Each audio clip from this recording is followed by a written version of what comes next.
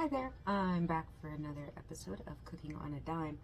I had some leftover pork tenderloin, my second one from yesterday, and I was going to freeze it, but I forgot about supper until the last minute, so we are here to make a stuffed pork tenderloin tonight, since, last night's went so amazing there isn't a shred of it left. We are going to start with taking our big saucepan, Dutch oven, whatever you prefer, and heating up about 2 tablespoons of... What is that, Mom? Canola oil, or whatever other cooking oil you prefer. Usually I would use olive oil, but I happen to be out. What, honey? I didn't remember that. Yeah. And, well, since this is all about cooking on a dime, I wasn't about to run out and buy more. I'm just going to use what I have on hand, because that is the whole premise of this. So we're just going to let this bubble a little bit and come up to temperature, and then we are going to begin cooking our ingredients. We have some sausage, some onions, some peppers, and some cheese that we are going to stuff inside of our yummy pork tenderloin. Roll it up, cover it in some Moroccan spice, and bake it in the oven, and it's going to be delicious, right, Addie? Yeah, Good job. 2 high fives. 2 high fives? Yeah. I like high fives. Yeah, that's nice and fast.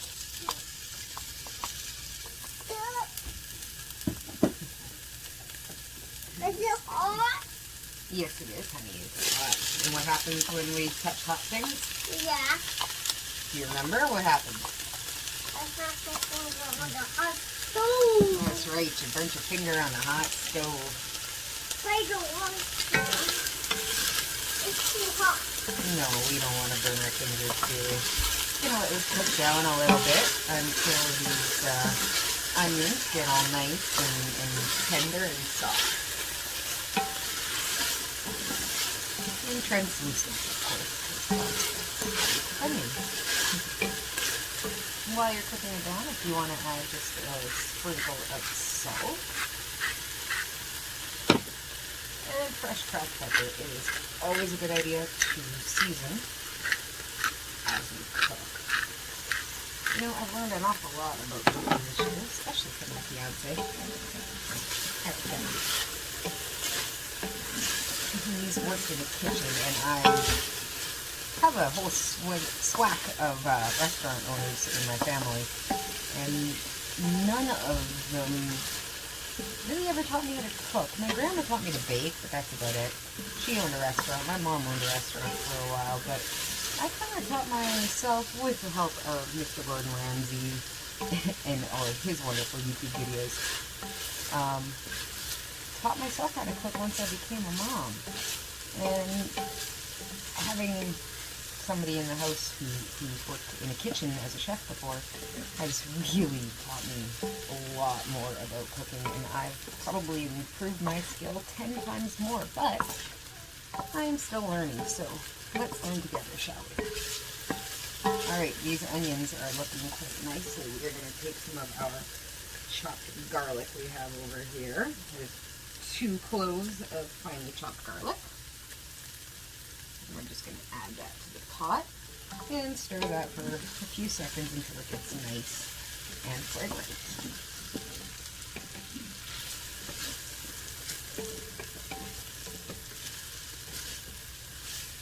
Yeah, that's really starting to smell delicious.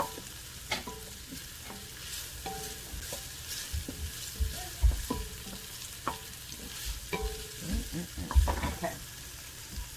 So over here we have some sausage patties that I grabbed real quick out of the freezer and defrosted.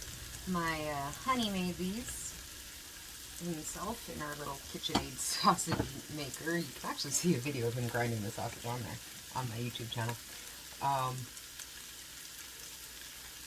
Yeah, they break apart pretty easy. They're made of pork and, oh, what did he use?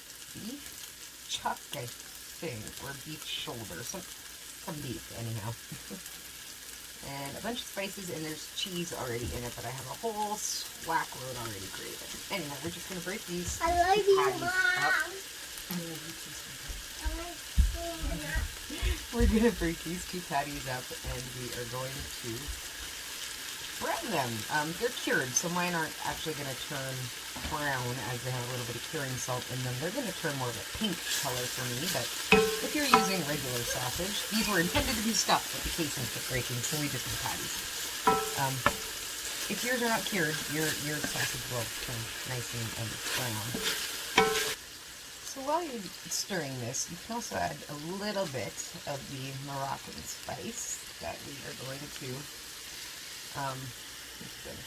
there we go, that we're going to use on the outside of our tenderloin as a rub, as well, just to give a little bit of flavor on the inside to the stuffing.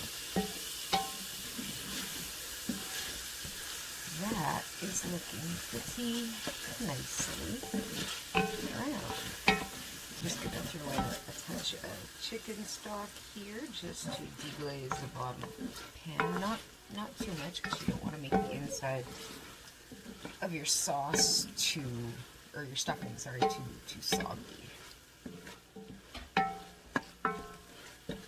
Alright, so we're just going to let this cook and simmer down here for a little bit longer while I get out and prepare my tenderloin. Oh yeah, I forgot a splash of lime juice for some acid. Always needs that hint of acid.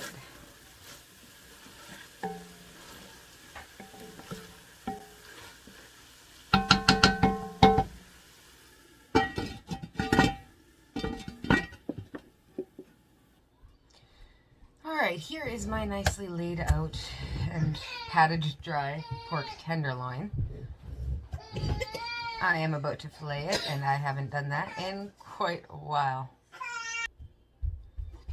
Alright, so to fillet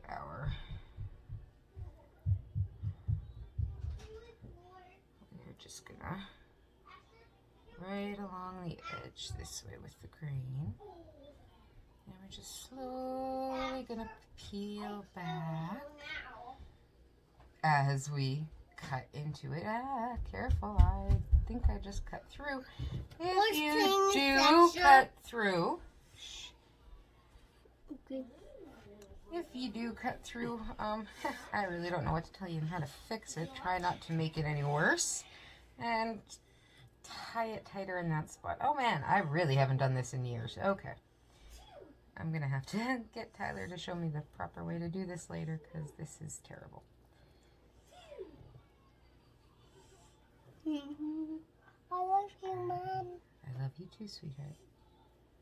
Hey, I love you too. The chicken fries. Honey. There we go. That's looking a bit better.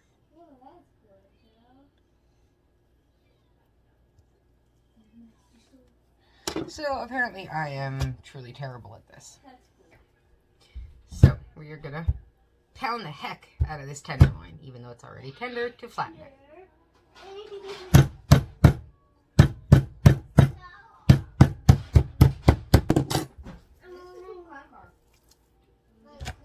Eesh. I butchered this. Oh, I butchered this bad. I can't let YouTube see this. This is terrible. Like I said, I am still learning, but this is definitely cathartic.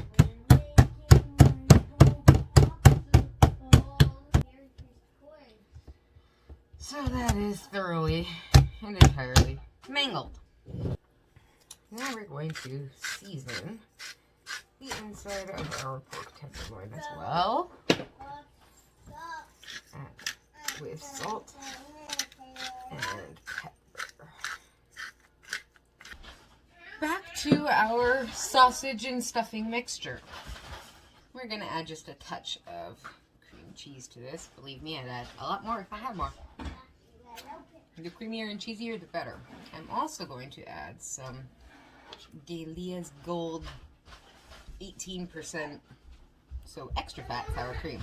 It's super, super thick, almost like a cream cheese. Creme fraiche, maybe. And I'm going to add some of that to here to help thicken it up a little bit and give it that creamy element. I'm just going to incorporate that and stir it into the pot here.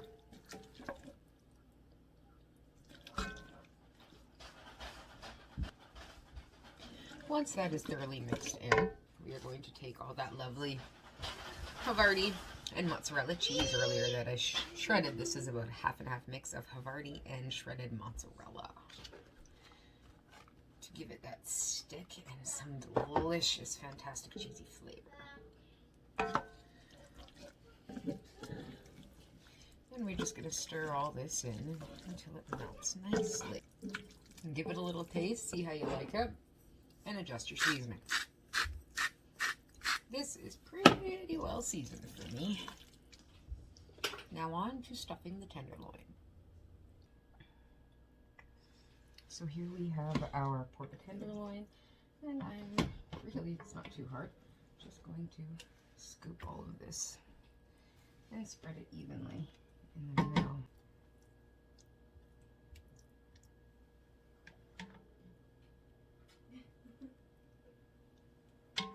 I got a feeling none of this is gonna work and it's all gonna roll out and fall out everywhere. And yep, scratch that. That idea did not work at all. Number 2 out of this, we are actually going to make a pasta out of this instead, a spaghetti dish. And we're going to cut up the pork tenderloin, which I've already gone ahead and done. And we're just going to brown it in this pot. And this whole thing is going to be a one-pot Dutch oven dish because, well, like every good learning cook, I screwed up. Oh well. Now it's nice and hot and sizzling. We're going to add our chopped up pork tenderloin. It's a really hot.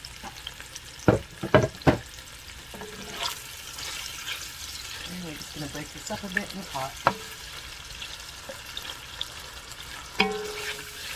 Pasta is an excellent option as it feeds a large number of people for a very small amount of money.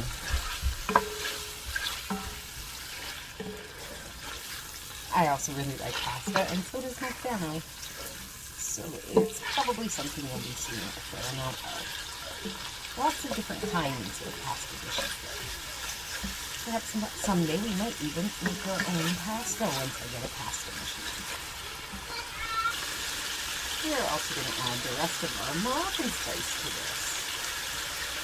Why? Because why not? It tastes delicious. And I'm sure it'll go fantastic in a lovely pasta sauce.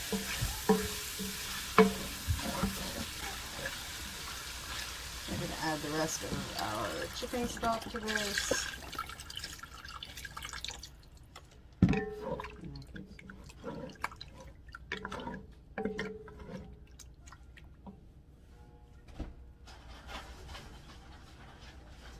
And then we are going to add some milk. I'm not giving you exact measurements. Sorry, guys. Last minute dish change, it happens.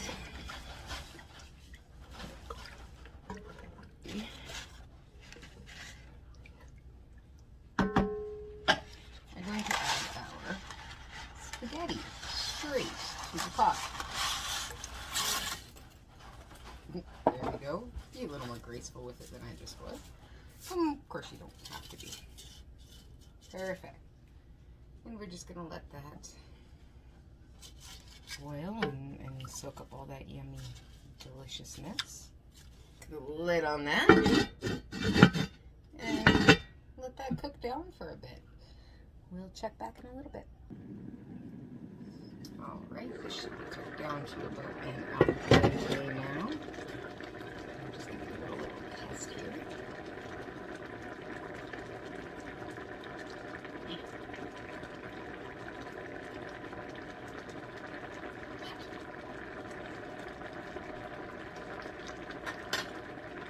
Yep, that is perfect. Now, we're going to take the remaining of our cheese mixture. And we're going to just add it in and stir it all up until it gets and silky.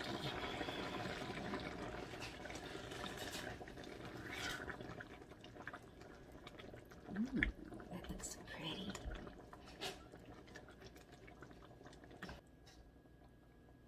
Perfect.